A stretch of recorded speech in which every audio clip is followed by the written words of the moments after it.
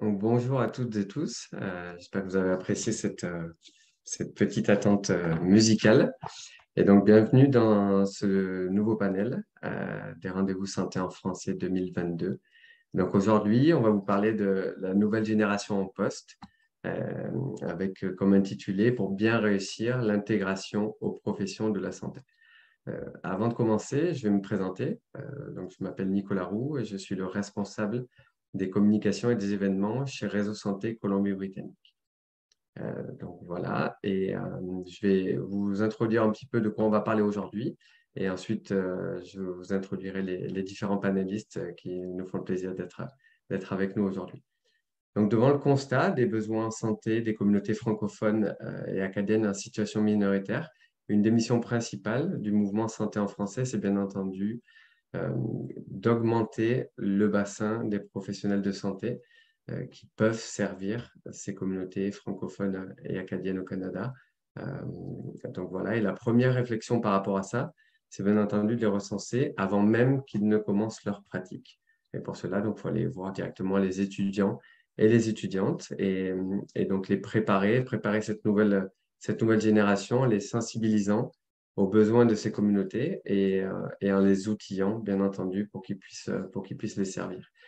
Euh, En ce sens, il y a plusieurs initiatives et je vais en présenter deux avant de passer la parole aux différents panélistes.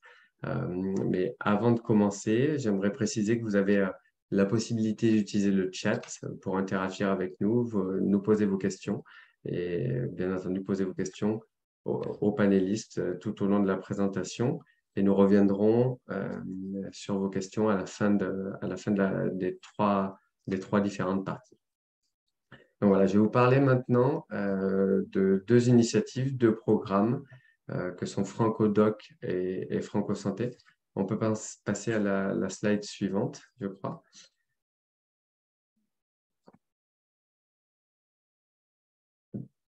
Je vais commencer avant que les slides n'arrivent. Donc, FrancoDoc se limitait aux étudiants en médecine, là où FrancoSanté s'ouvre aux étudiants dans différents domaines de la santé. Donc, ça permet d'avoir des activités interdisciplinaires qui peuvent être très intéressantes pour les étudiants et les étudiantes dans différents domaines de la santé. Donc, je vais vous parler un peu plus de Franco-Santé, Franco-Doc. Donc, comme je le disais, c'était les étudiants en médecine. Ça a eu lieu sur les années précédentes. Et Franco-Santé, c'est le programme qui a lieu actuellement, donc un peu plus ouvert à différentes disciplines. Et donc, ce programme s'adresse aux francophones et aux francophiles inscrits à un programme de formation postsecondaire en santé dans un établissement anglophone. Et ils leur sont proposés donc des activités sociales, conviviales, et comme je le disais, interdisciplinaires. Et cela, ça permet donc, premièrement, d'identifier de futurs professionnels de santé francophones euh, qui, qui pourront plus tard servir les différentes communautés et les sensibiliser aussi à l'importance d'offrir des services de santé fiables et sécuritaires. Et quand on dit fiables et sécuritaires, on parle bien évidemment aussi de la langue dans laquelle on offre ces services, donc la langue du patient. Et en l'occurrence, nous parlons du français aujourd'hui. Et enfin, donc, bien sûr, de renforcer les compétences de ces étudiants et ces étudiantes en leur donnant des outils pour pratiquer leur français, par exemple, apprendre plus de vocabulaire, ce genre de choses. Donc voilà, on va vous présenter aujourd'hui d'autres initiatives de préparation et d'intégration. Elles seront précédées de données de Statistique Canada sur l'utilisation du français justement en milieu minoritaire par ces diplômés postsecondaires. Donc voilà, je vais maintenant passer à la présentation des différents panélistes pour nos trois parties aujourd'hui. Donc avec Étienne Lemire, analyste à Statistique Canada. Donc, il va vous présenter différentes données. Je vais l'introduire dans quelques secondes. Ensuite, pour la deuxième partie, ce sera Frédéric Baudemont, directrice générale du réseau santé en français de la Saskatchewan, qui nous présentera, elle, l'initiative des cliniques simulées linguistiques ou cliniques de patients simulés. Donc voilà, une initiative très intéressante. Et enfin, Marie-France Talbot, coordinatrice de projet au réseau santé en français du Nunavut, qui, elle, nous présentera le service d'accueil et d'intégration professionnelle de SAIP. Donc voilà. Pour passer à cette première partie, et juste avant de passer la parole à Étienne Lemire, je vais vous présenter un petit peu le contexte. Et pour commencer cette première partie, on va se poser la question suivante. Existe-t-il un lien entre la langue d'enseignement des établissements postsecondaires fréquentés par les étudiants et les choix linguistiques au travail que ces derniers font après leurs études? Donc, les données que Étienne Lemire va vous présenter sont tirées du rapport intitulé La langue de travail des diplômés d'établissements postsecondaires de langue française, de langue anglaise ou bilingue. Voilà, je vais maintenant passer la parole à Étienne Lemire qui va vous présenter ces différentes données. Merci, bonjour à tous. Donc, effectivement, je vais vous présenter des principaux résultats, disons, de l'étude dont le titre apparaît à l'écran en ce moment. Les résultats qui portent sur le Canada à l'extérieur du Québec. On peut déjà passer à la prochaine diapo pour voir le contexte qui a mené à la réalisation de cette étude. Donc, on est dans une situation où il y a plusieurs établissements postsecondaires francophones ou bilingues qui sont en difficulté financière. Ça soulève des questions sur le rôle dans les communautés en situation minoritaire, aussi sur leur rôle, tout simplement. Puis d'autre part, bon, la préservation et le développement du continuum en éducation de langue française du préscolaire au postsecondaire, ça demeure une priorité dans les communautés. Donc, cela a mené à la question, est-ce que les diplômés qui ont étudié dans un établissement postsecondaire francophone vont être plus susceptibles de travailler par la suite en français que leurs collègues qui auront choisi d'étudier dans un établissement postsecondaire anglophone ou même bilingue? Donc, pour répondre à cette question-là, heureusement, il y a des nouvelles sources de données qui sont disponibles et qui n'avaient pas encore été utilisées pour étudier cette question. On parle du système d'information sur les étudiants postsecondaires de Statistique Canada. C'est une base de données sur l'ensemble des étudiants postsecondaires au pays, dans les établissements, les collèges, les universités publiques. Et cette base de données-là, elle a été intégrée au recensement de la population de 2016. Donc, pour chacun de ces étudiants, on peut savoir qu'est-ce qu'ils ont répondu en fait au recensement de 2016. Ça nous permet d'étudier tout plein de comportements linguistiques, tout plein de parcours que ces étudiants ont pu faire. Il y a également des renseignements du Centre d'information canadien sur les diplômes internationaux qui ont été utiles afin de déterminer la langue d'enseignement dans les établissements postsecondaires partout au pays. On peut aller à la prochaine diapo. Donc, dans cette étude, on observe différentes dimensions du parcours des diplômés jusqu'au marché du travail. D'abord, il y a avant les études postsecondaires. Grâce au recensement, on a la langue maternelle de ces diplômés-là. La langue maternelle, c'est la première langue qui a été apprise dans la petite enfance et qui est toujours comprise à ce jour. C'est sûr qu'on a une certaine limite ici parce qu'il y a des préférences linguistiques qui peuvent se développer après la petite enfance et avant les études postsecondaires. Dans cette étude-ci en particulier, on n'en tient pas compte, mais de prochaines études pourront en tenir. Mais disons que c'est une limite à ce point-ci. Après quoi, on a les renseignements du CIEP sur les études postsecondaires qui ont été terminées entre 2010 et 2015. On sait notamment dans quel établissement postsecondaire ces diplômés-là ont terminé leurs études, quelle était la langue d'enseignement de cet établissement, s'agissait-il d'un collège, d'une université, dans quelle province, dans quelle région était situé l'établissement et dans quel domaine d'études les diplômés ont-ils étudié. Après quoi, on se transporte en 2016 au moment du recensement. Les diplômés ont déclaré des renseignements sur leur milieu de travail, notamment où est-ce qu'ils travaillaient, est-ce qu'ils étaient des employés, des travailleurs autonomes, dans quel secteur d'activité est-ce qu'ils travaillaient, dans quelle industrie. Et ils ont également déclaré des renseignements sur leur utilisation des langues. Et là, dans cette étude-ci, on se concentre sur l'utilisation prédominante du français. Ça veut dire qu'une personne travaille principalement en français. C'est la seule langue qu'ils utilisent le plus souvent. Bien sûr, on sait bien qu'il y a plusieurs fréquences d'utilisation du français au travail. Le français peut être une langue secondaire utilisée de temps à autre ou bien être utilisée aussi souvent qu'une autre langue comme l'anglais. Mais comme cette étude-ci, c'est la première un peu à se pencher sur la question, elle s'est concentrée uniquement sur l'utilisation prédominante du français au travail. Alors, on peut passer à la prochaine diapo et plonger dès maintenant dans les résultats. Des résultats qui portent sur les diplômés qui occupaient un emploi au Canada à l'extérieur du Québec. en 2016, quelle était la langue d'enseignement de l'établissement du dernier diplôme qu'ils ont obtenu? On voit à l'écran deux graphiques. Celui de gauche concerne les diplômés de langue maternelle française. Et ce qu'on y voit, c'est qu'il y a 42 % d'entre eux qui ont obtenu leur dernier diplôme dans un établissement francophone, unilingue. Il y en a 23 % qui ont obtenu leur dernier diplôme d'un établissement bilingue et le reste, 35 % d'un établissement anglophone. Donc, c'est près des 2 tiers qui, en fait, ont étudié dans un établissement où le français est l'une des langues d'enseignement ou la seule langue d'enseignement. Ça ne veut pas nécessairement dire qu'ils ont étudié en français, mais disons la langue de l'établissement inclut le français à tout le moins. Le graphique de droite, quant à lui, porte sur les diplômés dont la langue maternelle est l'anglais ou une langue autre que le français ou l'anglais. On voit que la vaste majorité d'entre eux ont obtenu un diplôme d'un établissement anglophone, 88 %, puis il y en a 12 % qui ont étudié dans un établissement bilingue. Toutes sortes d'établissements bilingues. Il y a certains dont l'offre de cours et de programmes en français est très, très riche et d'autres où elle est plus modeste. Il faut garder ça en tête. Il y a une infime proportion. Il y a quand même certaines personnes qui ont étudié dans des établissements francophones, mais c'est moins de 1 %. Alors, est-ce que ces diplômés, bien sûr, les diplômés de langue maternelle française, la vaste majorité d'entre eux peuvent soutenir une conversation en français. Ils connaissent le français, c'est leur langue maternelle. Mais pour ce qui est des diplômés de langue maternelle anglaise ou tierce, peuvent-ils soutenir une conversation en français?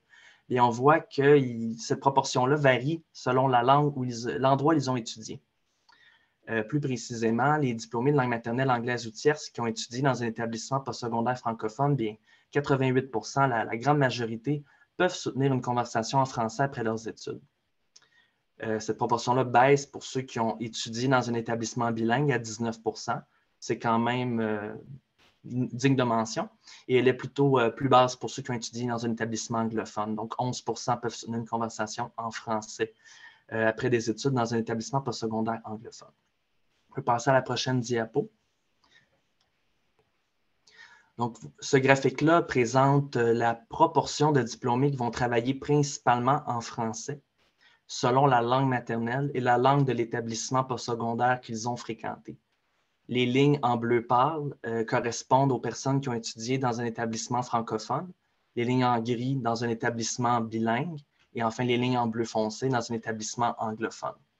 Alors, tout en haut du graphique, les 3 premières lignes, c'est les diplômés dont le français est la langue maternelle. On voit qu'il y a environ la moitié qui, après des études postsecondaires dans un établissement francophone, vont travailler principalement en français dans leur milieu de travail. Cette proportion-là est plus basse, elle n'est pas négligeable, mais elle est de 14 % chez ceux qui ont choisi d'étudier dans un établissement postsecondaire anglophone. Donc, on voit là une certaine importance, association entre la langue des études postsecondaires, disons, et la langue de travail. On la voit également chez les diplômés dont la langue maternelle est l'anglais ou une langue tierce, quoique les proportions d'utilisation du français au travail sont plus basses là, parmi ces diplômés-là. On peut tout de suite aller à la prochaine diapo. Donc, c'était un portrait un peu au Canada hors Québec, qu'est-ce qui se passait, mais voyons maintenant dans le détail dans différentes grandes villes du pays comment le tout se présente. Donc, dans ce graphique-ci, les établissements de langue française et les établissements bilingues sont combinés. Ils apparaissent dans les barres bleu pâle. C'est une décision qui a été prise dans l'analyse, puisque dans certaines régions du pays, il y a très peu d'établissements bilingues, tandis que dans d'autres régions, il y a très peu d'établissements unilingues de langue française. Donc, on les combine, puisque c'est 2 types d'établissements qui offrent des cours et programmes en français. Voilà. Alors, ce qui ressort ici, c'est que partout au pays, en fait, des diplômés de langue maternelle française qui ont étudié dans un établissement francophone au postsecondaire étaient plus susceptibles de travailler principalement en français que leurs collègues qui ont étudié dans un établissement anglophone. Et en particulier, on voit qu'à Moncton et Winnipeg, les proportions sont plus élevées d'utilisation du français. C'est presque la moitié des diplômés ayant étudié dans un établissement francophone qui, par la suite, vont travailler principalement en français. Voilà. On peut tout de suite passer à la prochaine diapo. La prochaine diapo qui porte sur les différents secteurs d'activité dans lesquels les diplômés s'insèrent en emploi. C'est peut-être un peu petit, là, mais ce qui en ressort, c'est qu'il y a un secteur d'emploi où le français est particulièrement utilisé, c'est celui des services d'enseignement.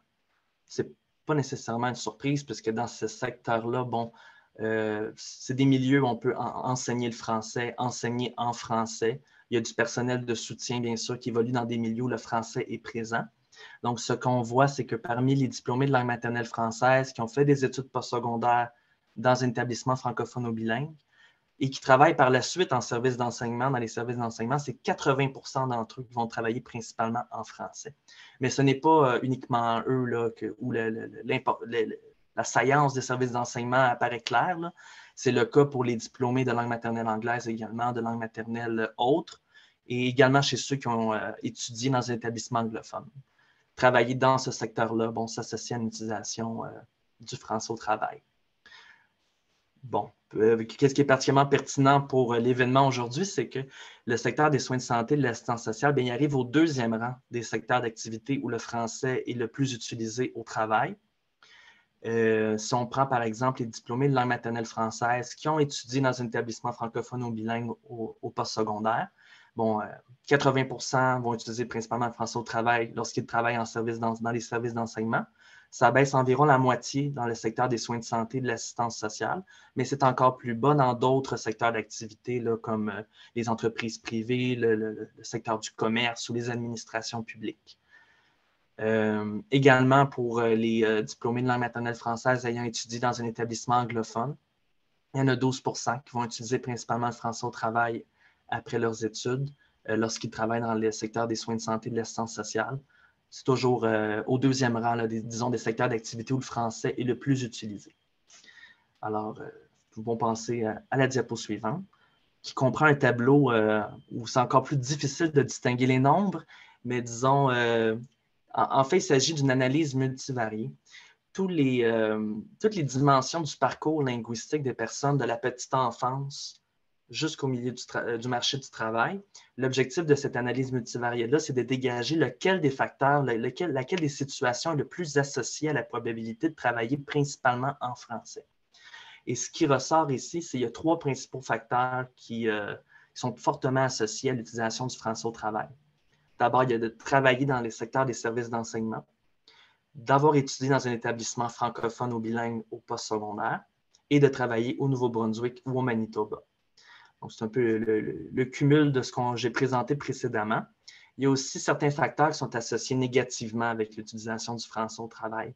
Par exemple, si le diplôme le plus récent est de niveau universitaire plutôt que collégial, les diplômés vont être moins susceptibles de travailler principalement en français.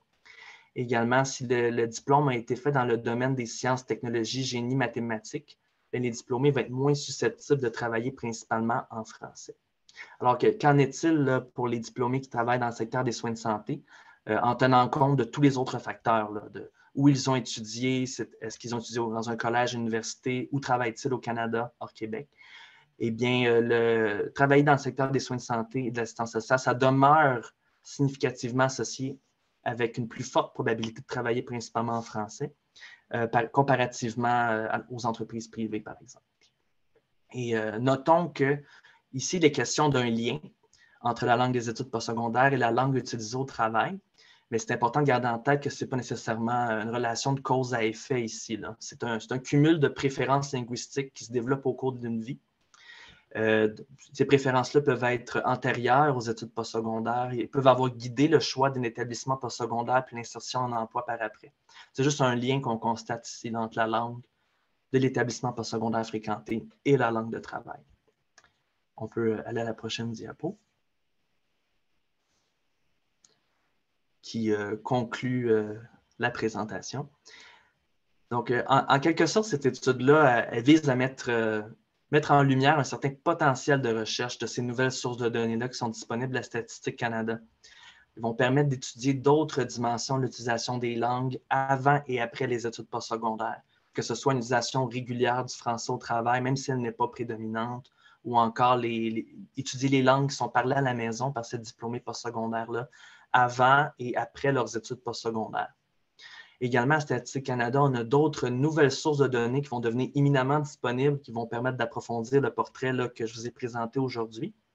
Le 30 novembre, très bientôt, on aura les résultats du recensement de 2021 sur la langue de travail, mais aussi sur l'instruction dans la langue officielle minoritaire au niveau primaire et secondaire.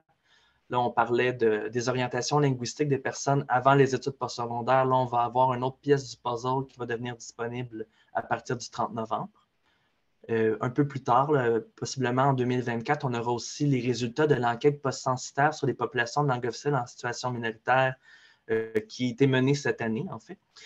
Cette étude-là comporte plusieurs questions, cette enquête-là plutôt, comporte plusieurs questions, notamment sur le parcours scolaire des jeunes et des moins jeunes et sur leurs intentions de scolarité. Donc, on pourra mieux comprendre le choix d'un établissement postsecondaire plutôt qu'un autre. Ça s'insère dans ce fameux parcours linguistique jusqu'au marché du travail. Puis, pour terminer, je voulais ajouter une petite note. Là. Le programme de la statistique linguistique de Statistique Canada souhaite bien sûr mener plus d'études sur le domaine de la santé et en fait diffuser des feuillets, des livrets plutôt, sur la connaissance et l'utilisation de la langue officielle minoritaire au travail par les travailleurs de la santé, avec des comparaisons dans le temps de 2001 à 2016. C'est un produit qui a été diffusé il y a environ 2 ans. Donc, si vous voulez avoir plus de renseignements là, sur l'utilisation, la connaissance du français par profession, par région du pays, c'est un livret qui est disponible et qui existe. Donc, merci d'avoir écouté cette présentation. Je vais être disponible pour des questions plus tard. Merci beaucoup, Monsieur Lemire, pour cette première partie. Je vois qu'il y a pas mal de personnes qui nous ont rejoints pendant cette partie, donc je veux juste préciser que vous avez la possibilité d'utiliser le chat pour nous poser vos questions. Donc, vous pouvez envoyer soit en privé, soit les questions directement à tout le monde si vous le souhaitez. Et comme ça, donc, pour la partie questions-réponses à la fin des 2 parties suivantes, on pourra répondre à toutes vos questions. Maintenant, notre réflexion va se porter sur comment donc, ces étudiants peuvent-ils se préparer à utiliser le français dans le milieu du travail et donc quelles actions concrètes ils peuvent réaliser pour s'exercer et pour se mettre en situation directement. Donc, justement, on va passer à la partie sur les cliniques simulées linguistiques ou cliniques de patients simulés en compétences linguistiques, qui sont une parfaite occasion pour ça. Donc, je vais maintenant passer la parole à Frédéric Baudemont. Oui, bonjour, bienvenue à tous. Alors, je dirais que les cliniques de patients simulés linguistiques, j'insiste sur le linguistique parce qu'on ne cherche pas, certainement pas à être des cliniques qui visent la maladie, etc., mais vraiment la langue. Quand j'écoutais la présentation d'Étienne, et je suis restée sur ce chiffre que pour les étudiants qui sont de langue maternelle anglophone, au bout du compte, il y a seulement 11% à peu près qui, après leurs études, s'ils les ont fait en anglais, si j'ai bien compris, il y a à peu près que 11% qui parlent la langue. Alors, ce projet-là, je dirais, ces cliniques-là, c'est vraiment le but de ces cliniques, c'est d'essayer un petit peu de contrer ce phénomène-là qui arrive et de permettre aux étudiants pendant leurs études de continuer à pratiquer leur français dans un cadre médical. Alors, on peut passer à la diapositive suivante. Ce que je vais faire, en fait, donc je vais vous présenter un peu le contexte de la Saskatchewan, comment est né ce projet-là et chez nous, comment est né le projet pilote, mais aussi comment ça s'est élargi à une approche nationale. Alors, on peut passer à la prochaine diapositive. Donc, ce projet-là est vraiment né d'un partenariat avec non seulement le réseau santé en français, mais aussi le docteur Anne Lys, qui est directrice de département à la faculté de médecine à l'Université de la Saskatchewan. Et puis aussi le docteur Isabelle Burnier, qui est à la faculté de médecine de l'Université d'Ottawa au niveau des affaires francophones et qui s'occupe spécifiquement des programmes qui visent à la formation linguistique des étudiants. On peut passer à la diapositive suivante. juste pour, je veux vraiment partager avec vous quelques images du démarrage. Comment est-ce qu'on a commencé à parler de, je dirais au départ, de terminologie médicale. Donc, si c'est possible de passer à la prochaine diapositive. Je pense qu'on en a manqué une, mais ce n'est pas grave. Donc, vraiment, les ateliers, je dirais que les activités pour les étudiants ont démarré à la faculté de médecine de l'Université de la Saskatchewan par des ateliers ponctuels sur la terminologie médicale. Donc, ça, c'est quelques exemples. Il y a eu des ateliers thématiques, etc. Entre 2006 et 2019, c'était vraiment des activités de nature ponctuelle. On peut passer à la diapositive suivante. Oh. Ah, il me manque une partie des diapositives. Alors, je vois que je pense qu'on est passé à une diapositive sur 2 ici. Alors, et les premières ateliers de terminologie médicale, les ateliers un peu plus fréquents qu'on a organisés ont été faits donc par le docteur Burnier. Et ces ateliers-là, jusqu'en 2019, on a fait des ateliers qui étaient vraiment des ateliers très ponctuels. Mais à un moment donné, on s'est rendu compte qu'il était probablement nécessaire de systématiser un peu la façon de proposer des activités aux étudiants. Et l'idée est née de créer des cliniques de patients simulés. Donc, on a vraiment... en Saskatchewan, en 2019-2020, le docteur Burnier nous a développé des formations de patients simulés et on a formé à ce moment-là, on a fait 2 sessions de patients simulés qui nous ont permis de former 6 patients en Saskatchewan. Jusqu'à ce moment-là, quand on faisait des sessions ponctuelles, quand on faisait des activités en terminologie médicale, on invitait des gens de la communauté à venir jouer l'acteur, si vous voulez un peu. Mais on s'est rendu compte qu'il fallait être beaucoup plus systématique sur la façon de faire si on voulait former les étudiants et si on voulait leur donner une formation qui soit le plus utile possible pour eux. Donc, en 19-20, on a donc fait ces 2 sessions. On a eu 6 patients simulés qui ont été formés et le docteur Burnier aussi a développé à ce moment-là une banque de données, de scénarios pour les étudiants. On a présenté aux étudiants en médecine de première et de deuxième année, donc 4 sessions de patients simulés cette année-là. Ces sessions-là, à l'époque, c'est des sessions qu'on faisait en personne. Et la pandémie est arrivée. Et la pandémie nous a amenés à réfléchir à des solutions différentes pour donner ces sessions. Et on s'est lancé dans des sessions de patients simulés en 2021 à faire des sessions de patients simulés en ligne. Et on s'est rendu compte que ces sessions-là, en fait, marchaient très bien. Le fonctionnement en ligne pour les sessions de patients simulés a vraiment très bien marché. Et on a fait 4 sessions donc, de patients simulés en ligne en 2021. On peut passer à la diapositive suivante. Ah, voilà.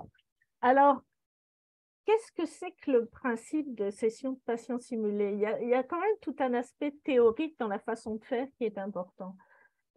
Donc, la simulation, c'est une méthode pédagogique. Et le patient simulé c'est vraiment, il joue le rôle d'outil d'apprentissage. Le patient simulé, il travaille avec un scénario qui permet à l'étudiant de pratiquer le français dans un cadre de visite de santé, si vous voulez. Donc, c'est une personne qui interprète le rôle d'un malade selon un scénario clinique, et c'est là que je disais que le docteur Burnier nous a développé des scénarios. Donc, l'objectif, c'est de permettre aux futurs étudiants de la santé de développer des compétences en se concentrant sur une situation, sur un problème spécifique. Ça permet de développer des compétences relationnelles avec le patient, ça permet de restituer la dimension émotionnelle en posant des questions à la personne qui joue le rôle de patient mais surtout beaucoup pour nous, dans ce cadre-là, de développer la compétence linguistique. On peut passer à la diapositive suivante.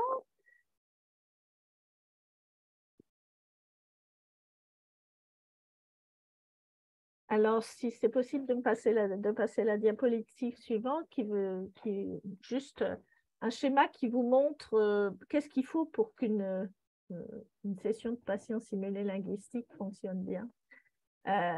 D'abord, un scénario. Il faut un scénario qui soit à la fois assez simple, mais qui soit réaliste. Il faut un patient simulé. Il faut un temps de réflexivité de l'expérience vécue, et ça, je vais prendre un peu plus de temps là-dessus, et des compétences, quand même, des connaissances académiques au niveau des étudiants. Alors, le scénario qui est fourni aux patients simulés avant les sessions vraiment décrit une problématique spéciale, une circonstance, un cas particulier, et les patients simulés passent à travers ces scénarios et étudient ces scénarios avant la session. Le patient simulé va interpréter le scénario.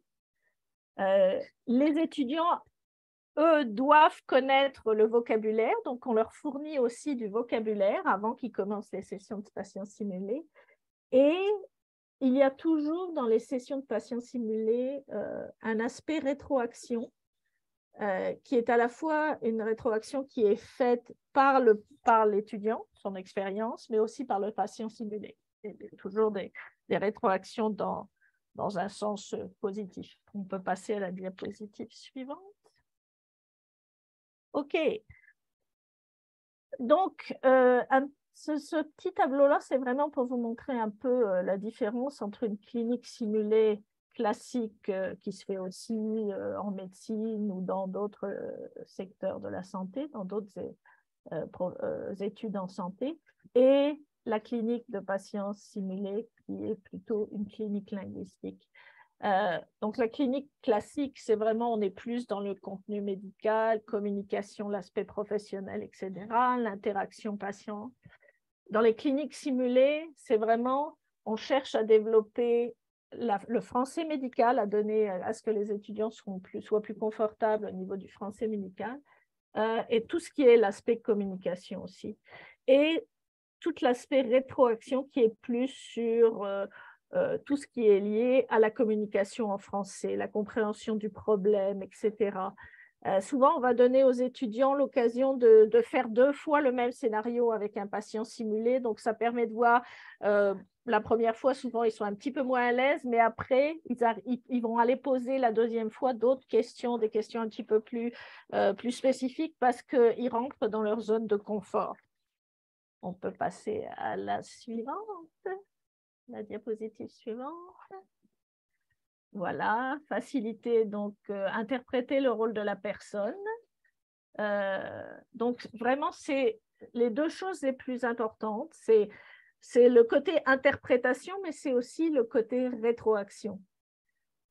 Comment est-ce que l'étudiant s'est senti, etc. Comment le patient a reçu les commentaires de l'étudiant et puis comment il peut l'aider. Souvent, on a des patients simulés qui vont dire « Oh, ben, j'ai vraiment apprécié le médecin parce qu'il m'a posé des questions plus personnelles, etc. » Alors, il y a cet élément-là aussi. On peut passer à la suivante. Hop! Je dois vous avouer que les diapositives sont un petit peu dans le désordre. Alors, on va passer celle-ci. On peut passer cette diapositive. Et celle-ci aussi, on va la passer. Voilà. Alors, la façon dont se passent les sessions de patients simulés. Donc, 2 semaines avant une session, on va envoyer les scénarios aux patients simulés. Ensuite, en même temps, on envoie de l'information aux étudiants sur le vocabulaire qui va toucher le scénario en particulier qui leur est envoyé, ce qui leur donne le temps un peu de pratiquer. Pendant les sessions de patients simulés, ça se déroule un peu en 3 temps. Il y a une première partie, là je vous décris ce qui se passe dans une session de patients simulés en ligne. il y a une première partie où on sépare les étudiants qui restent avec un professionnel de la santé. Et pendant cette première partie-là, les étudiants vont passer à travers le vocabulaire, la terminologie, etc., qui va concerner le cas auquel ils vont avoir affaire. Pendant le même temps, les patients simulés, eux, vont travailler avec le docteur Burnier pour revoir les scénarios, pour voir quelle est leur zone de confort, pour préciser certains éléments des scénarios.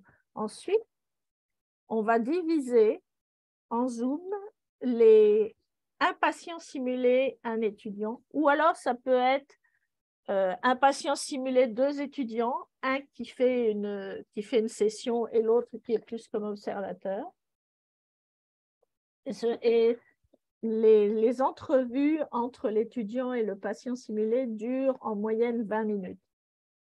Ensuite, on se retrouve ensemble et il y a toute une phase de débriefing pour voir comment ça s'est passé et puis pour préciser des questions de vocabulaire, des choses que les étudiants auraient moins bien compris. Et c'est vraiment un partage qui est très ouvert, qui se fait entre le patient simulé et l'étudiant. On peut passer à la diapositive suivante. Voilà. Alors, ça, c'est un petit peu pour vous dire comment le projet de patient simulé, qui était au départ un projet qui était local, qui a commencé plutôt par des choses liées à la terminologie médicale, mais un peu moins structuré au départ. On en est venu à des sessions de patients simulés et à former les patients simulés en Saskatchewan avec le docteur Burnier. Et disons que le projet a bien marché et il a fait des petits, en fait. On a travaillé dans les 2 dernières années avec le réseau de santé de Nouvelle-Écosse et le docteur Burnier pour développer une formation de patients simulés en ligne que les gens peuvent suivre. C'est une formation qui dure environ 6 heures. Et maintenant, on conseille à toutes les personnes de suivre cette formation de patients simulés et ensuite ils rentrent dans une banque de données. Donc, on a aujourd'hui, la dernière fois que j'ai parlé à mes collègues de l'Est, je crois qu'on avait presque 40 patients simulés qui étaient formés à travers le pays. C'est vraiment une formation qui est très bien faite. On voit qu'elle a été faite par une professionnelle. Et on peut passer à la diapositive suivante. Ah, non, alors il nous manque une petite diapositive. Alors, on peut repartir à la précédente, alors. Je suis désolée, excusez-moi, c'est un petit peu déstabilisant parce qu'il manque des diapositives dans ma présentation. On va repasser à la précédente, si c'est possible. Alors, ce projet national de patients simulés nous a permis donc aujourd'hui, d'une part, d'avoir un partenariat avec plusieurs réseaux de santé. On a une formation de patients simulés qui est offerte en ligne. On a des banques de scénarios et le docteur Burnier a développé aussi des banques de scénarios pour d'autres professions que la médecine, parce que le projet a vraiment démarré par rapport aux étudiants en médecine, mais maintenant, il existe des scénarios pour d'autres professions aussi. Et on a des patients simulés donc, à travers tout le pays. Et pour la première fois en avril dernier, on a fait une session de patients simulés, on a développé une session de patients simulés en Saskatchewan, mais qui a été offerte au niveau national. Et pour la première fois, pour cette session-là, on avait 6 étudiants, 6 patients simulés. Les 6 étudiants venaient de 4 provinces et territoires différents. Alors, c'est sûr qu'on organise les horaires pour que les étudiants de programmes de médecine à travers le pays soient capables de participer. On avait aussi on avait des patients simulés qui venaient de 4 provinces et territoires différents. Alors, pour nous, c'est vraiment un bel exemple d'activité locale qui est devenue une bonne pratique, qui a été adaptée et on a créé cette formation de patients simulés en ligne avec nos collègues de l'Est. Et maintenant, ça devient une activité qui peut être offerte au niveau national. Alors voilà, c'est ça que je voulais vous présenter. Puis ça me fera plaisir de répondre à vos questions par la suite. Merci beaucoup, Frédéric Baudemont. Merci pour cette belle présentation et cette belle initiative. Et je vais parler à titre personnel en tant que membre de Réseau Santé Colombie-Britannique. Donc, on a participé à plusieurs cliniques, justement, et on a même 2 personnes en interne qui ont été formées pour être des patients simulés. Donc, voilà, le système fonctionne très bien et il arrive jusqu'à la côte ouest. Donc, merci beaucoup. Et maintenant, avant de présenter la dernière partie, j'ai vu qu'il y a encore des personnes qui sont connectées pendant cette seconde partie. Donc, je précise que vous avez toujours le chat pour poser vos questions. Vous pouvez les poser directement à moi et je les lirai au public, ou sinon vous les postez pour tout le monde. Il n'y a pas de problème. Pour la dernière partie, on va maintenant regarder une initiative d'accueil et d'intégration des stagiaires qui parlent français à Iqaluit. Comment est-ce que ces étudiants et étudiantes et stagiaires donc, peuvent contribuer à l'offre de services en français et comment est-ce que l'on met en place une telle initiative? C'est pour répondre à ces questions que je vais passer la parole à Marie-France Talbot. Oui, bonjour tout le monde. Donc, Marie-France Talbot, je suis coordonnatrice de projet au réseau Santé en français au Nunavut. Et là, j'ai vu mes diapos défiler à toute vitesse. Si on pourrait retourner à la première diapo. Et voilà, merci. Donc, voilà, je me présente. Marie-France Talbot, ça fait 4 ans que je coordonne le service d'accueil et d'intégration professionnelle. C'est notre programme de stage par lequel on accueille des stagiaires ici à Iqaluit au Nunavut. Donc, diapo suivante, s'il vous plaît. Lors de ce programme-là, on accueille des stagiaires ici pour des programmes en santé et en services sociaux, que ce soit par exemple la médecine, la physiothérapie, la pharmacie, l'éducation spécialisée, le travail social, etc. Ces étudiants-là, évidemment, parlent français. Puis, ils font des stages d'une durée générale de 3 à 15 semaines. Souvent, c'est des 4 semaines, 7 semaines, une fois de temps en temps, un 15 semaines.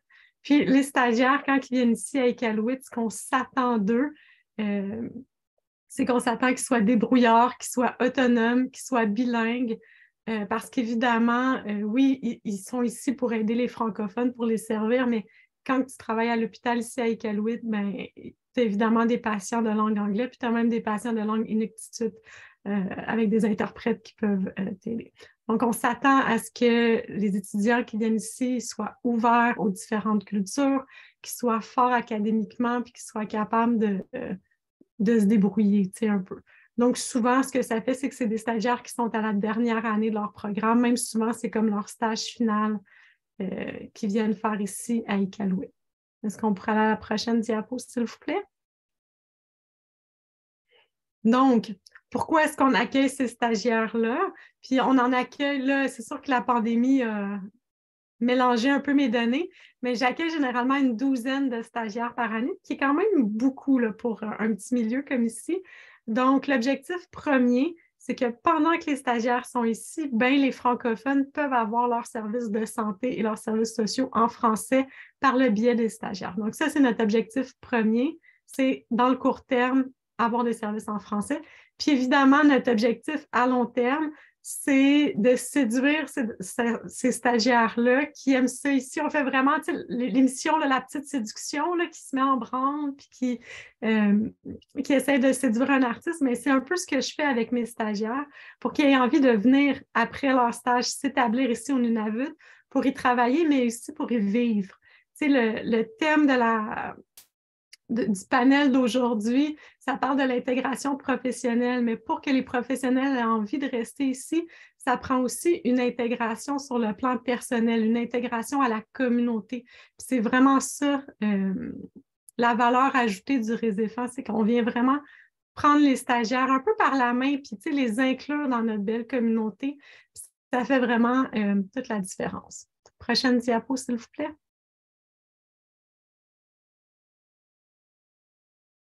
Donc, on a ici une petite infographie pour mes stagiaires quand je reçois des courriels de stagiaires potentiels qui sont intéressés. Alors, comment qu'on fait pour faire un stage au Nunavut?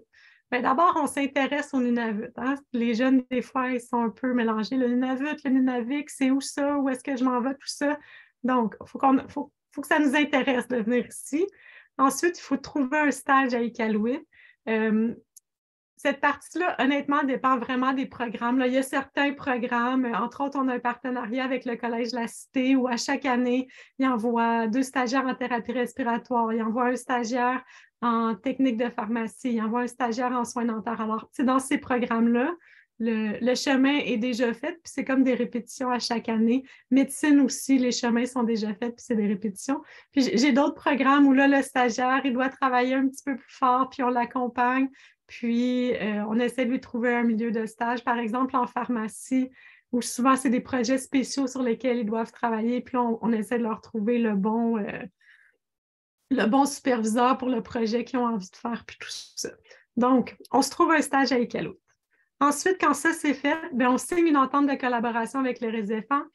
L'entente, elle est toute simple. En gros, ce que ça dit, c'est que le stagiaire, il va faire son stage au complet, il va il va être respectueux de la communauté, il va respecter les lois ici, il va respecter les mesures COVID ici. Puis nous, en échange, on va l'accueillir, on offre un appui financier, tout ça. Puis tout ça est comme balisé un peu dans l'entente. On lui demande la permission de pouvoir prendre sa photo, le mettre dans nos médias sociaux. Alors nous, ce que ça nous permet, c'est de publiciser, dans le fond, la venue du stagiaire. Alors comme ça, la communauté sait que pendant la période de stage, bien, ils peuvent avoir leur service en français par le biais de ce stagiaire-là.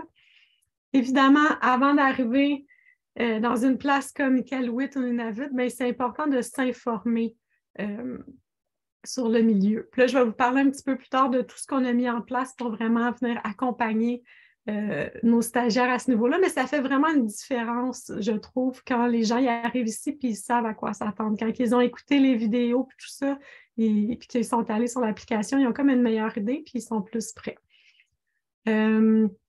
Trouver un endroit où se loger, c'est sûr, si on vient faire un stage de 3 semaines, 4 semaines, 7 semaines, 15 semaines, on ne loge pas à l'hôtel, hein, notre petit fond de poche, là, ça se voudrait rapidement.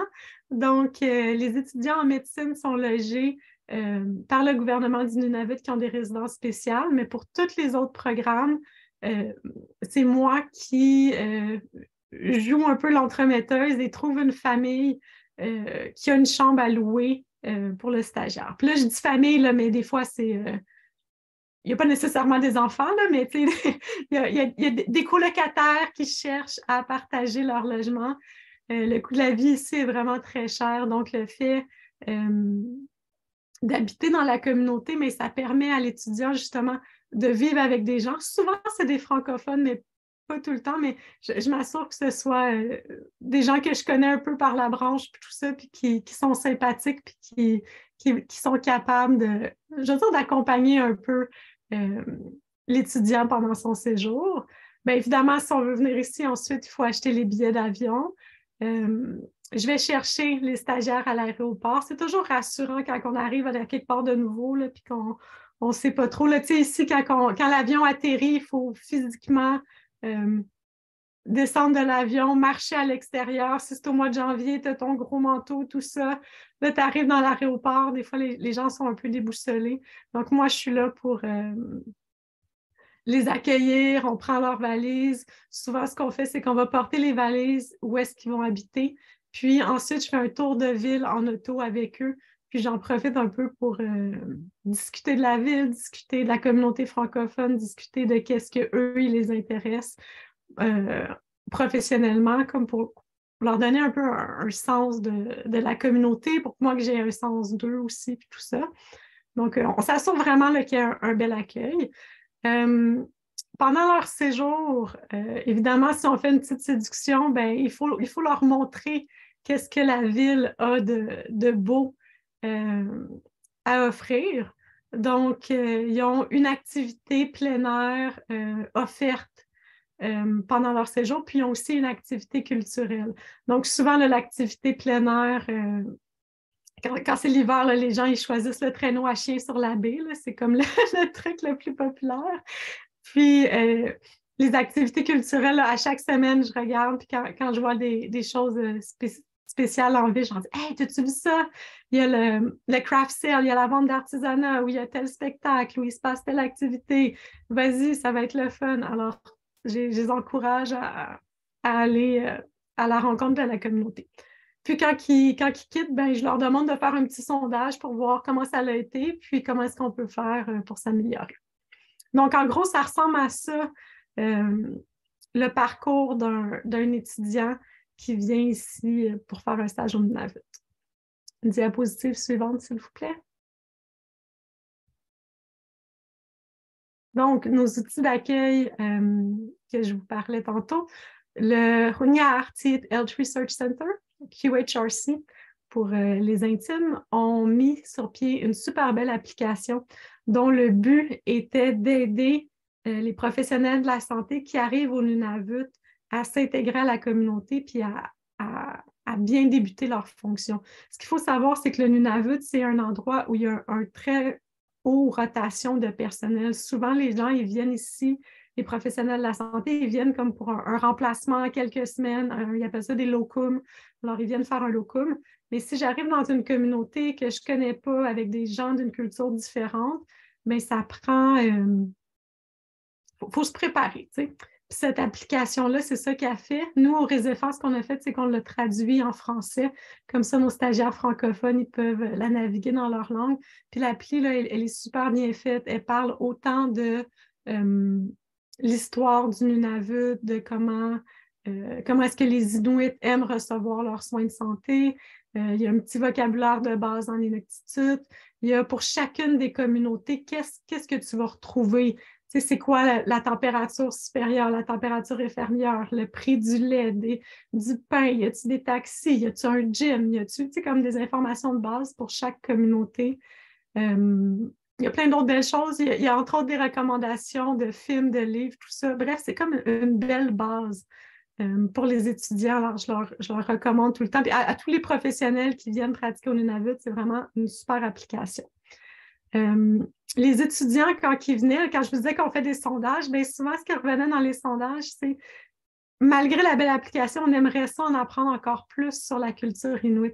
Alors, le Réséphant, on a fait une vidéo d'introduction à la culture inuit où est-ce que Peter, j'ai un petit blanc sur son nom de famille, mais Peter, qui est un passeur de tradition inuit, il nous parle de sa culture, il nous parle de c'est quoi être un Inuit au Nunavut.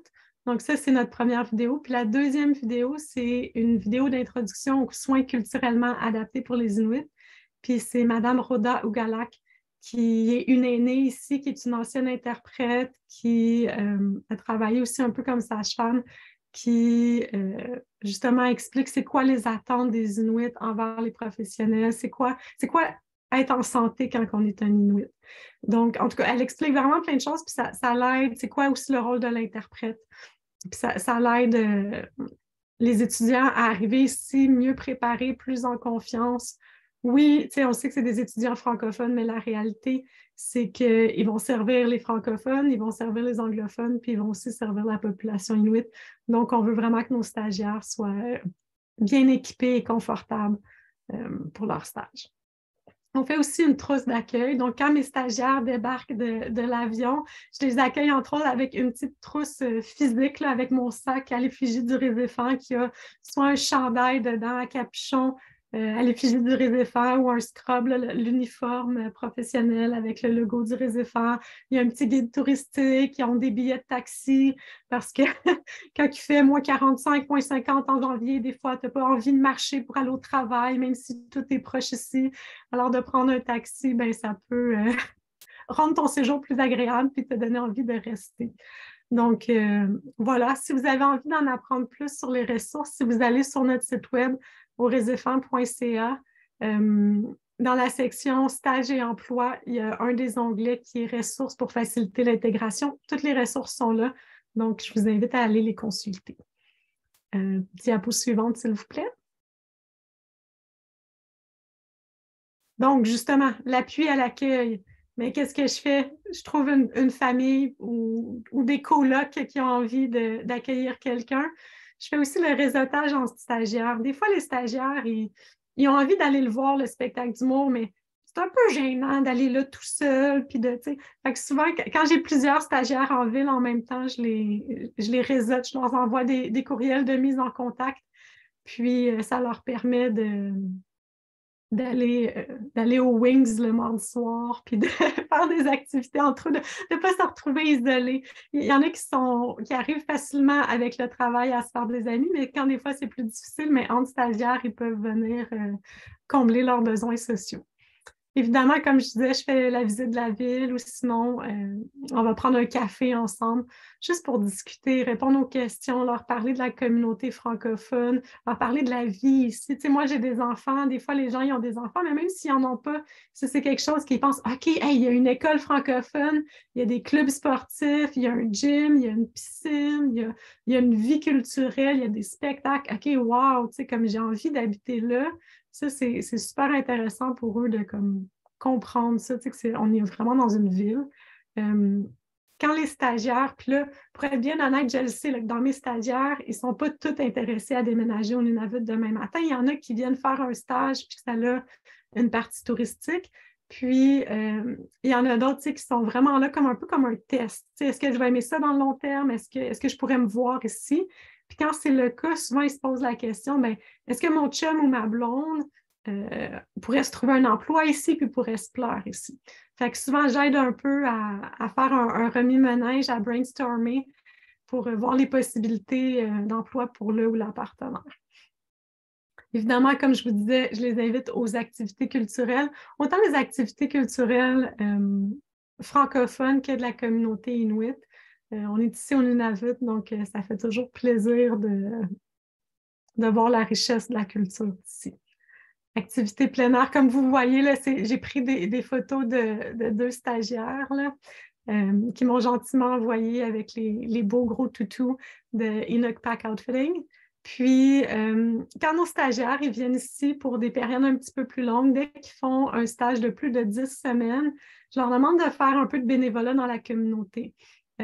Le but du bénévolat, c'est vraiment deux choses. De un, c'est pour eux d'étendre leurs horizons, d'ouvrir, de connaître des nouvelles personnes. Puis c'est aussi pour redonner un peu à la communauté. Tu sais, financièrement, le Réséphant les appuie beaucoup. Puis c'est une façon de redonner. Puis le bénévolat, ils peuvent vraiment le faire dans qu'est-ce qui les intéresse. Tu sais, j'ai déjà eu une gymnaste qui allait coacher la gymnastique le samedi matin. J'en ai un autre qui avait aidé au festival de poésie. J'en ai un qui travaillait à l'école, puis lui, c'était le club. Je me souviens plus quel club, mais il s'impliquait dans un club à l'école. Tu sais, chacun trouve quelque chose qui l'intéresse, puis qui lui ressemble et qui lui permet de s'intégrer à la communauté pour la période du stage. Diapo suivante, s'il vous plaît. Donc, justement, je vous parlais un petit peu des finances. Quand les étudiants viennent ici, ça coûte des sous. Le Réséphant, on est le partenaire régional du Consortium national de formation en santé. Donc, ça fait partie de nos tâches d'aider les stagiaires à se trouver des milieux de stage. Puis, le CNFS offre directement un appui financier aux stagiaires qui vont au Nunavut sous forme de billets d'avion, puis d'appui financier pour le logement. Le Réséphant fait aussi une demande de subvention auprès de Culture et Patrimoine du gouvernement du Nunavut dans les services en français parce que justement, pendant que les stagiaires sont ici, ils peuvent offrir des services en français. Puis, on demande la même chose, un appui financier au Secrétariat québécois aux relations canadiennes pour les stagiaires qui viennent du Québec. Puis, dans le fond, ces appuis financiers-là, ce que ça nous permet de faire, c'est de venir aussi, soit en totalité ou en partie, appuyer pour les billets d'avion, appuyer pour le logement. On offre aussi des per diem de 100 $ par semaine. Ici, 100 $ par semaine, là, tu ne fais pas ton épicerie avec ça, mais ça vient couvrir la différence de prix de, tu sais, si j'avais fait mon épicerie dans le sud, puis ça m'avait coûté 100 $, puis ici, ça m'en coûte 200, mais c'est la différence qui manque. C'est le petit coût de la vie d'extra qu'on vient leur offrir. On leur offre, comme je vous avais dit, les billets de taxi, les activités plein air et culturelles. Donc, tout ça... Bref, nos partenaires financiers sont importants parce que c'est des coûts élevés de vivre au Nunavut et donc de faire des stages au Nunavut. Diapo suivante, s'il vous plaît.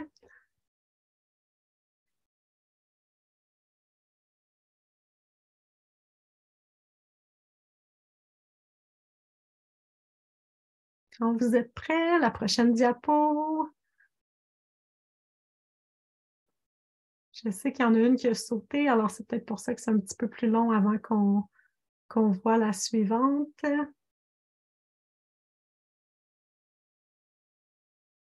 Bon, c'est pas très grave. Je pense que mes diapos qui suivaient, ça parlait des C'est les résultats à résultats. court terme, c'est ça exactement, les résultats Oui, immédiats. c'est ça. Allons-y pour ça, tout simplement. Donc, à la fin, on fait des sondages, puis on demande aux gens, dans le fond, combien de patients, combien de clients est-ce que vous avez vu.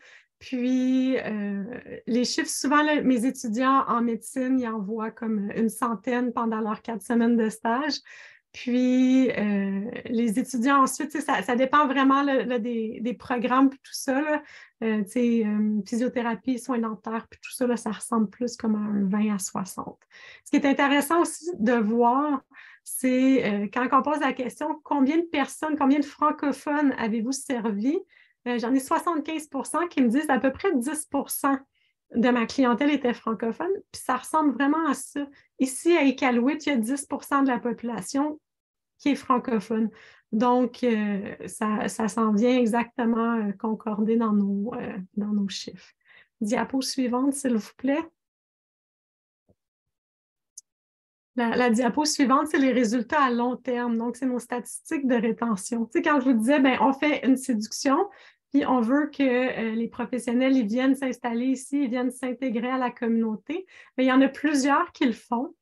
Puis on est très content de ça. Parfois, ils le font pour des courtes périodes, comme ils viennent faire des remplacements ou des trucs spécifiques, là, quelques mois ou des contrats à durée déterminée.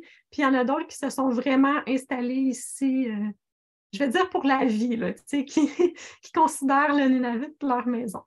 Donc, au fil des ans, toutes professions confondues, on a 17,9 de recrutement. Donc, on a presque 18 des stagiaires qui passent par notre programme qui finalement décident de s'installer ici. On a entre autres 5 médecins, une inhalothérapeute qui ça fait des années qu'elle est ici. C'est une des premières étudiantes qu'on a accueillies.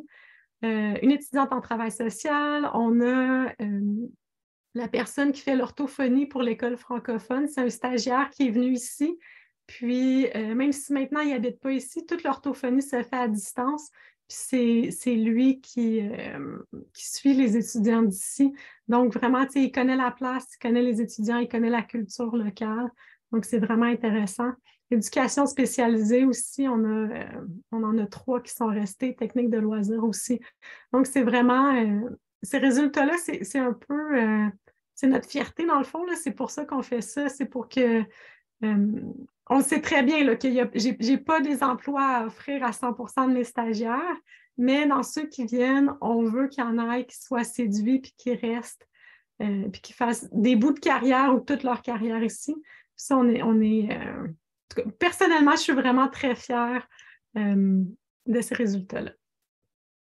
Diapo suivante, je pense que c'est mon petit merci. Alors voilà, si vous avez des questions, gênez-vous pas, ça va me faire plaisir d'y répondre. Merci beaucoup, Marie-France Talbot. Moi, j'ai presque envie de déménager au Nunavut, donc je pense que ça fonctionne. Et en tout cas, j'aimerais, au nom de la communauté, je pense, vous remercier pour votre engagement et votre implication personnelle, parce qu'avec l'accueil très personnalisé, l'accueil à l'aéroport, l'accompagnement, etc., c'est vraiment très intéressant comme initiative. Donc, bravo pour ça. On va passer maintenant à la partie donc, des questions. Donc, j'ai reçu plusieurs questions, mais n'hésitez pas à poser vos questions encore avec l'aide du chat. Donc voilà, directement à moi ou à tout le monde. Donc, n'hésitez pas, le chat est fait pour ça. La première question que j'ai, donc ça s'adresse à nos 2 panélistes, on va dire, qui parlaient plus d'initiatives. C'est comment est-ce qu'on peut accéder à vos initiatives, obtenir plus d'informations. J'ai vu passer 1 ou 2 fois donc, des liens pour accéder directement à vos sites Internet. Ça peut être intéressant peut-être de les remettre dans le chat si vous avez la possibilité. Et voilà, parler un peu plus peut-être de vos sites Internet et des possibilités de pour obtenir plus d'informations pour vos initiatives. Je ne sais pas si vous voulez prendre la parole, Frédéric ou Marie-France. Ben, peut-être je vais y aller. Ben, oui, si vous allez sur notre site web, on a une partie de notre site web qui est consacrée aux étudiants. Donc, dans cette partie-là, vous pouvez trouver toute l'information, notamment sur les cliniques de patients simulés.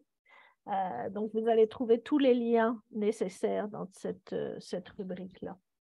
Notre site web est divisé en 3 parties. Une qui s'appelle Ma Santé, qui est plus de l'information générale pour monsieur et madame tout le monde, et une partie qui est plus destinée aux professionnels de la santé et l'autre aux étudiants.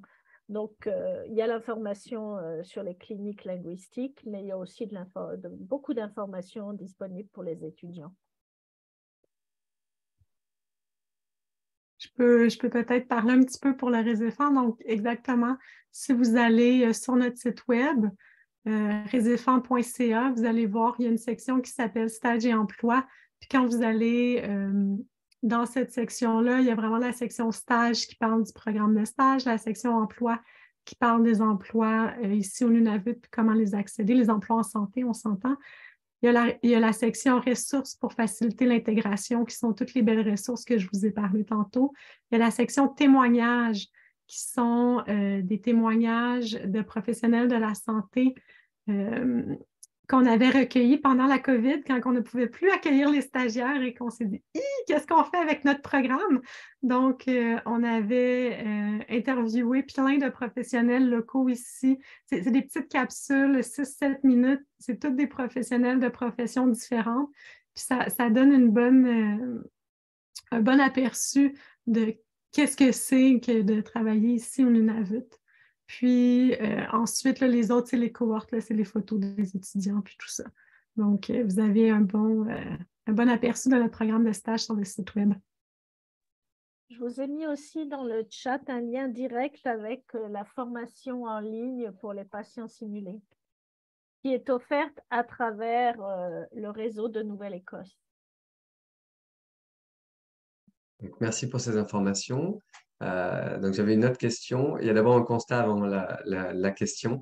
Donc, ça sera plus destiné à Étienne, je pense. Donc, le constat, c'est la langue du dernier diplôme n'est pas nécessairement la langue du diplôme professionnel. Par exemple, une infirmière pourrait obtenir son diplôme d'un établissement francophone et faire une maîtrise en administration de la santé ou un certificat en santé communautaire en anglais. Et donc, la question, c'est: est-ce possible d'étudier la langue du diplôme professionnel dans le domaine de la santé? Entre parenthèses, donc celui qui donne le droit de pratique. Oui, merci pour la question. Effectivement, l'étude que j'ai présentée aujourd'hui est fondée sur le dernier diplôme obtenu. Cela étant dit, avec le CIEP, c'est possible de voir tout le parcours au postsecondaire. Donc, les autres diplômes obtenus avant le dernier diplôme, on peut également étudier cela. On peut cibler des niveaux d'études en particulier ou même des disciplines en particulier. Alors, ce serait possible d'étudier, disons, le parcours de personnes ayant, je ne sais pas, fait une qualification de devenir infirmière ou infirmier. Ce serait possible de le faire à partir du CIEP. Pour l'instant, par contre, c'est seulement les diplômes obtenus de 2010 à 2015 pour lesquels on a de l'information exhaustive. Donc, si le parcours s'est étendu avant ces années-là ou après ces années-là, alors il manque l'information. Heureusement, d'ici quelques années, le plus tôt possible, souhaitons-le, le CIEP sera intégré au recensement de la population de 2021. Alors là, ce sera possible d'étudier tous les diplômes obtenus de 2010 jusqu'à 2020. Alors, on aura un portrait encore plus complet de la situation. Merci beaucoup. Donc, il y avait une question qui est destinée à tout le monde. Donc, c'est: quels sont les atouts incontournables qui vous ont aidé à mettre en place ces initiatives? Voilà, s'il y a peut-être d'autres réseaux qui veulent mettre en place des initiatives similaires, est-ce qu'il y a des petits tips ou des informations qui peuvent être intéressantes à noter? Je vais y aller. Vas-y, Marc. Vas-y. Merci. Je dirais qu'on a commencé petit La première année, on a accueilli une stagiaire. La deuxième année, 2. Alors, on n'est pas arrivé tout à coup à 12 stagiaires. On a commencé petit, puis on a bâti avec les partenariats, avec les coordonnateurs de programme, tout ça avec le CNFS. Tu sais, quand l'aspect CNFS, d'accueillir des étudiants d'institutions hors Québec étaient bien établies, là, on a rajouté les institutions québécoises. Donc, ça, c'est vraiment comme une étape à la fois. Ça l'a vraiment aidé. Puis, ce qui aide aussi, c'est qu'on a différents partenaires, dans le sens où on a différents bailleurs de fonds. Donc, on a le gouvernement du Nunavut qui donne un appui, le CNFS donne un appui, le Secrétariat québécois aux relations canadiennes donne un appui. Donc, on a commencé avec un, mais on a été capable de, encore une fois, commencer petit, puis élargir, puis écouter aussi écouter les besoins de la communauté, faire les activités, puis bien lire les sondages et répondre aux besoins nommés. Moi, je dirais que pour nous, ce sont vraiment les collaborations et les partenariats. Je veux dire, dès le départ dans le projet, le travail qui s'est fait, aller chercher des professionnels de la santé, le docteur Lys au niveau de la faculté de médecine, le docteur Burnier qui était vraiment spécialisé dans le développement de cliniques linguistiques, le réseau de son côté où on a le lien avec la communauté qui nous a permis d'aller trouver des personnes qui voulaient, qui étaient prêts à devenir patients simulés. Ça a été vraiment essentiel. Nous, au réseau, on n'est pas des professionnels de la santé directement, donc c'est aller chercher ces expertises-là. Et puis, ça a continué avec le projet national et nos partenaires de la Nouvelle-Écosse, le réseau de Nouvelle-Écosse, entre autres, pour développer une formation nationale en ligne. Donc, je pense que le secret de la réussite, ça a été ces partenariats-là.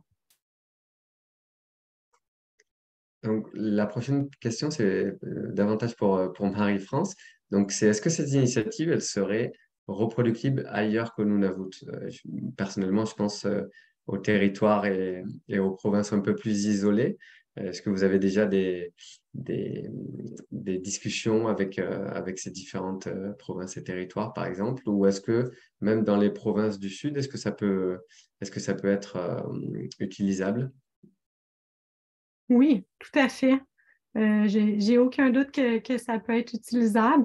Il y a plusieurs aspects pour répondre à ça, mais entre autres, le Consortium national de formation en santé qui, eux, travaillent très fort à placer des stagiaires francophones dans les régions éloignées, puis tout ça. Donc, contactez-les, puis ils vont être capables de vous aider. Puis ensuite, c'est de mettre sur pied une façon d'accueillir les gens qui se sentent bien puis qui ont envie de retenir. Puis ça, tout le monde est capable de faire ça parce que nos communautés, on la connaît. Tu sais, moi, ma communauté, je l'aime, je la connais bien, puis je suis capable de la vendre. Mais il y a beaucoup de gens dans les réseaux qui connaissent bien leur communauté puis qui sont capables de la vendre, puis pas la vendre pour la vendre, mais tu sais, juste comme de montrer les avantages, puis tout ça, puis un portrait honnête.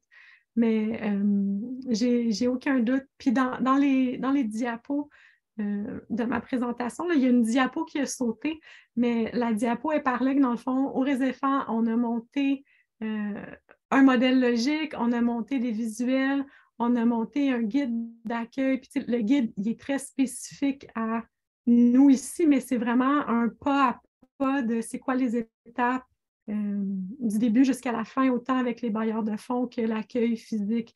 Fait que, c'est quelque chose qu'on pourrait prêter puis que les gens pourraient adapter à leur réalité, tout simplement.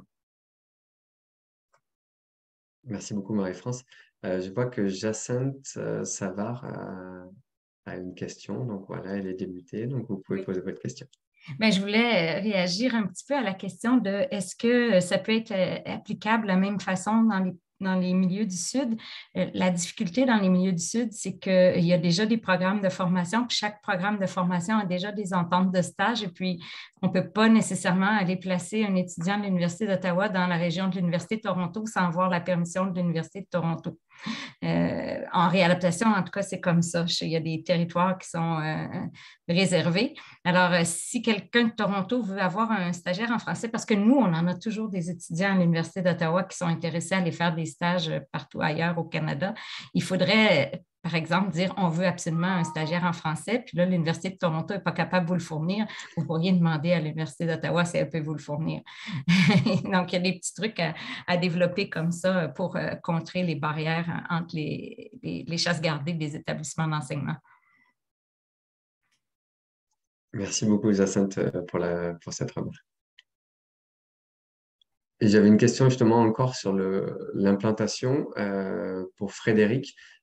Quels ont été les défis d'implantation en Saskatchewan? Et est-ce que c'est les mêmes défis au national ou dans les autres provinces? Donc, les cliniques ont été développées un petit peu justement avec la Nouvelle-Écosse pour une formation en ligne, mais donc savoir si vous avez eu des défis spécifiques à la Saskatchewan ou par rapport aux autres provinces. Je dirais que les défis spécifiques ne sont pas forcément liés au programme qui a été développé aux cliniques. C'est l'identification des étudiants parlant français. Je dirais que c'est ça le plus grand défi parce que c'est un recommencement. Ce sont surtout les étudiants de première et deuxième année de médecine qui participent à ces activités parce qu'il faut bien dire que quand ils arrivent en troisième année, ils sont débordés. Ils sont déjà dans le mode futur médecin. Je dirais que c'est ça le plus important, mais en ouvrant les cliniques au niveau national, en fait, ça a permis, ça semble nous montrer, on en est au tout début, hein, mais ça semble nous montrer qu'on arrive à aller chercher des étudiants de différentes facultés. Je regardais un peu les facultés et les étudiants qui ont participé, Western Ontario, Dalhousie, McMaster, etc., qui sont venus à une session de patients simulés qui était quand même organisée au départ au niveau de la Saskatchewan. Donc, je pense que c'est une manière un peu de contrer le problème. Et puis, l'autre chose aussi, le fait d'avoir choisi d'ouvrir une formation nationale et créer une banque de patients simulés au niveau national, ça permet aussi à ces gens-là de pouvoir faire des sessions de patients simulés pour des étudiants de manière beaucoup plus large. Alors, pour nous, on voit ça comme vraiment un bon moyen d'élargir les choses.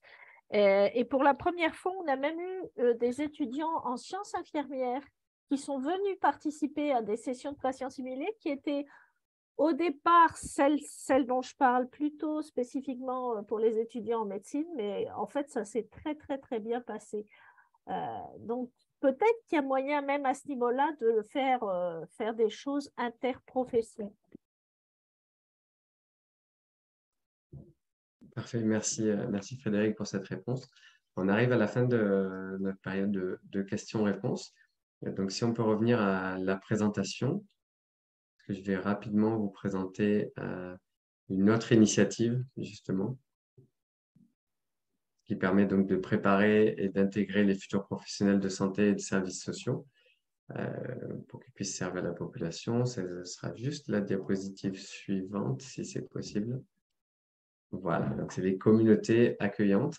Et donc ces communautés accueillantes, elles visent à favoriser donc l'accueil, le recrutement et la rétention des futurs professionnels bilingues dans différents domaines de santé.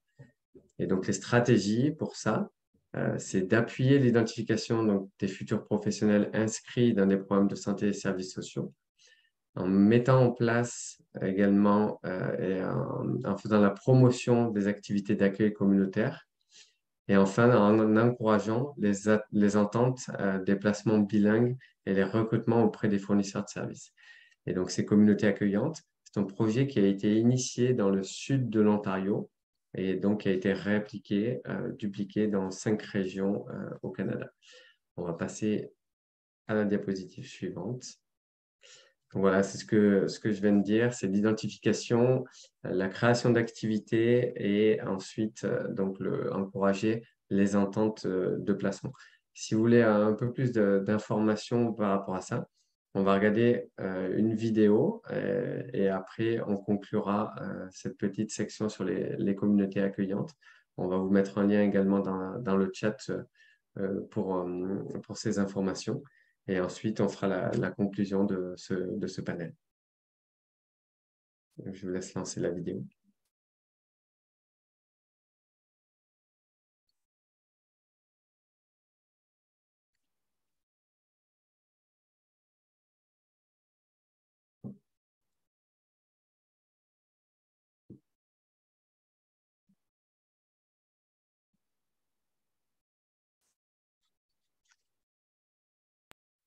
Vous faites partie de la main-d'œuvre ou étudiez dans le domaine des services de santé ou des services sociaux et parlez français. Vous avez beaucoup étudié et vous êtes maintenant à la recherche d'une expérience de travail enrichissante dans votre domaine qui vous permettra d'acquérir des compétences utiles et de contribuer à améliorer la vie des personnes, des familles et des communautés. Toutefois, vous avez l'impression que vos compétences en français sont peut-être un peu rouillées. Mais vous adorez la richesse de la langue française, de sa culture, et vous voulez que le français fasse partie de votre vie et de celle de votre communauté. Ne serait-il pas merveilleux si vous pouviez obtenir un placement stimulant sur le plan professionnel où vous pourriez du même coup utiliser et perfectionner vos compétences en français? Il peut être très difficile pour les francophones d'obtenir des services de santé et des services sociaux de qualité dans leur propre langue. Comme vous pouvez l'imaginer, cela peut créer de la confusion et être frustrant. La réalité est que les francophones sont mal desservis. Nous avons besoin davantage de professionnels bilingues pour servir cette clientèle. C'est ici que vous entrez en jeu. Et si nous vous disions que nous avons d'excellentes possibilités à vous proposer? Nous comptons plus de 20 organismes dans notre communauté de pratique pour les services en français et nos membres sont à la recherche de personnes comme vous. N'est-ce pas agréable de se sentir désiré? Que vous soyez une personne étudiante, récemment diplômée ou d'expérience, ayant étudié à l'étranger et qui parle français, nous pouvons vous offrir une expérience intéressante et utile dans le domaine des soins de santé ou des services sociaux qui vous permettra d'utiliser vos compétences en français, de travailler avec une communauté de professionnels chevronnés et d'aider les personnes à vivre une vie plus saine. Comme vous pouvez le constater, tout le monde en sort gagnant. C'est génial, non? C'est ce que nous croyons. Si vous êtes intéressé à visiter des lieux de travail inspirants, de réseauter, d'explorer des possibilités de mentorat, d'obtenir un placement clinique ou d'effectuer un stage non rémunéré, communiquez avec nous dès maintenant. Nous sommes une communauté de pratique très motivée, car nous avons l'opportunité d'améliorer les services en français dans notre région. Joignez-vous à nous. Ensemble, bâtissons une communauté multiculturelle, diversifiée, inclusive, dynamique et équitable. Nous désirons que vous fassiez partie de notre communauté d'accueil. Venez contribuer à améliorer la vie des personnes en français. Communiquez avec notre communauté dès aujourd'hui à l'adresse welcomingcommunity@rockonlearn.ca ou visitez notre page web au www.rockonlearn.ca/welcoming community.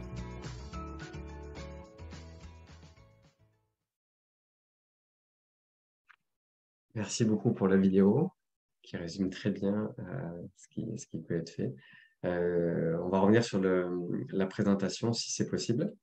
Et donc, ce qu'il faut retenir, c'est que vous pouvez mettre en place une communauté d'accueil dans votre région. Il suffit de contacter l'organisme en question. Et ensuite, donc, ce modèle d'implantation, il sera d'ailleurs disponible sur la plateforme Accès Équité au cours des prochains mois. Donc, n'hésitez pas à vous y connecter pour récupérer toutes les informations. Vous avez le lien qui s'affiche à l'écran, mais si quelqu'un peut le mettre sur le chat, ce sera beaucoup plus facile pour les personnes présentes de cliquer sur le lien.